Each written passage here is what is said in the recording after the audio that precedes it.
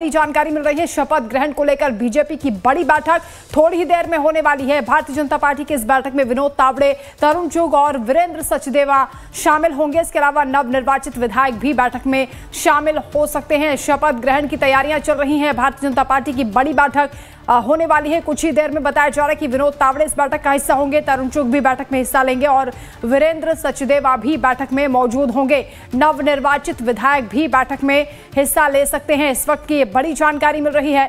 Bharatiya Janata party शपथ ग्रहण को भव्य बनाने के लिए, ऐतिहासिक बनाने की तैयारी कर रही है।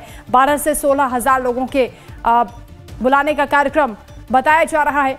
शपथ समारोह में जो शामिल हो सकते हैं, इसके साथ ही बीजेपी शासित राज्यों के मुख्यमंत्री भी शामिल हो सकते हैं। तो भव्य तैयारियां चल रही हैं। थोड़ी देर में मीटिंग होने वाली है। शपथ ग्रहण को लेकर बीजेपी की ये बड़ी बैठक, विनोद तावड़े, तरुण चुग, वीरेंद्र सचदेवा इस बैठक में शामिल होंगे। नवनिर्वाचित विधायक भी बैठक में हिस्सा ले सकते हैं। एक तरफ मुख्यमंत्री का चेहरा अभी तक साफ नहीं है, दूसरी ओर शपथ ग्रहण को समारोह को भव्य बनाने के लिए तैयारियां चल रही हैं। बड़ी बैठक कुछ ही देर में होने जा रही है। पूरी दिल्ली की निगाहें इस बात पर टिकी हैं कि आखिर नया मुख्यमंत्री कौन होगा। उधर आम आदमी पार्टी भी सवाल उठा रही है। खुद कार्यवाहक सीएम आतिशी भी पूछ चुकी हैं कि 10 दिन बीत गए हैं लेकिन अभी तक सरकार का गठन नहीं हुआ, मुख्यमंत्री कौन होगा ये अभी तक सस्पेंस बना हुआ है। शपथ ग्रहण को लेकर भारतीय जनता पार्टी तैयारियां कर रही है। कुछ ही देर में बैठक होने वाली है। नवनिर्वाचित विधायक भी इस बैठक का हिस्सा हो सकते हैं। इसके अलावा कई बड़े नेता भारतीय जनता पार्टी के इस बैठक में शामिल होंगे।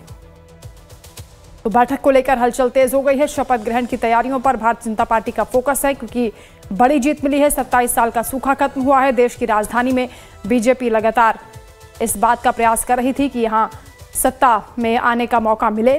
डबल इंजन की सरकार दिल्ली में किस तरह से विकास करेगी, क्योंकि उम्मीदों को पंख लगाए हैं और तमाम वादों पर भरोसा भी दिल्ली की जनता ने किया है। ऐसे में बड़ी जिम्मेदारी भारतीय जनता पार्टी पर। कुछ ही देर में बैठक होने वाली है। बताया जा रहा है कि शपथ ग्रहण को लेकर इस बैठक में चर्चा होगी। नवनिर्वाचित विधायक भी बैठक में शामिल हो सकते हैं। संवाददाता कमलेश इस वक्त हमारे साथ लाइव जुड़ रहे हैं। कमलेश, बैठक को लेकर क्या हलचल है अभी?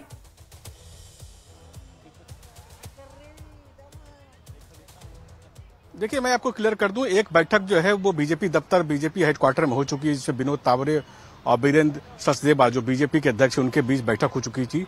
चूंकि बीजेपी ने तय किया है कि विनोद तावड़े जो बीजेपी की जनरल सेक्रेटरी हैं और तरुण चुग, दो नेताओं को अधिकृत किया गया है कि वो चुनावी जो शपथ ग्रहण समारोह उनकी तैयारियों का जायजा लेंगे और किस तरह से पूरा प्रोसेस आगे बढ़े उसको जायजा लेंगे। इसलिए एक बैठक तो बीजेपी दफ्तर में हो चुकी है। दूसरी बड़ी बैठक जो है, जिसमें कि विनोद तावड़े, तरुण चुग दोनों मौजूद होंगे, वो शाम में बुलाई गई है बीजेपी की, जिसमें कि कुछ नवनिर्वाचित विधायकों को ही बुलाया जा सकता है और शपथ ग्रहण समारोह के सिलसिले में जो तैयारियों को अंतिम रूप देने की प्रक्रिया वहां चलेगी।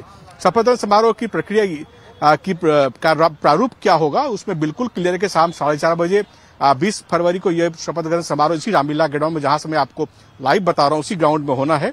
और इसी पे रामलीला ग्राउंड जो ऐतिहासिक ग्राउंड है, तमाम यहाँ पे रैलियां हो चुकी है। तमाम रैलियों की गवाह बनी है रामलीला मैदान और आम आदमी पार्टी का उदय भी इसी रामलीला मैदान पर हुआ था। इसलिए जो शाम में जो बैठक होगी उसमें पार्टी के पार्टिसिपेशन कैसे हो, आम कार्यकर्ता कैसे भागी ले, इसके साथ साथ चूंकि एनडीए रूल स्टेट के तमाम चीफ मिनिस्टर्स को बुलाया जाना है, कई एनडीए के नेताओं को बुलाया जाना है, इसलिए कि 27 साल के बाद बीजेपी की दिल्ली में वापसी हो रही, इसलिए इससे व्यापक को जबरदस्त और इसके साथ साथ उसका विहंगम। बिल्कुल कमलेश, क्योंकि आप रामलीला मैदान में ही मौजूद हैं और यहीं पर शपथ ग्रहण समारोह होना है, लेकिन इस शपथ को ग्रैंड बनाने की तैयारी है। बीजेपी शासित राज्यों के तमाम मुख्यमंत्री यहां पर पहुंचेंगे। इसके साथ ही कहा जा रहा है कि इस भव्य समारोह में 12 से 16 हजार लोग पहुंच सकते हैं। तैयारियां क्या हैं वो भी आप दिखाइए।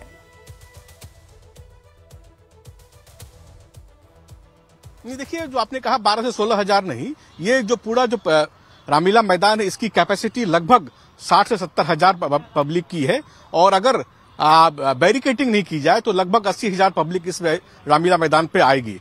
तो बीजेपी का प्रयास है, चूंकि रामलीला मैदान इसलिए चुना गया है, पहले 2 मैदानों की चर्चा थी। रामलीला मैदान दिल्ली में मौजूद सबसे बड़ा मैदान है, जो कि दिल्ली के हार्ट में, और काफी यादगार इस तस्वीरों और यादगार लम्हा यहाँ रामलीला मैदान में लोगों ने बिताई है। क्योंकि पार्टी का मानना है, और खाद भी आपने कहीं देखा होगा, सुना भी होगा, कि आम आदमी पार्टी का कि जन्म इसी रामलीला मैदान पर अन्ना हजारे की मूवमेंट से हुआ था।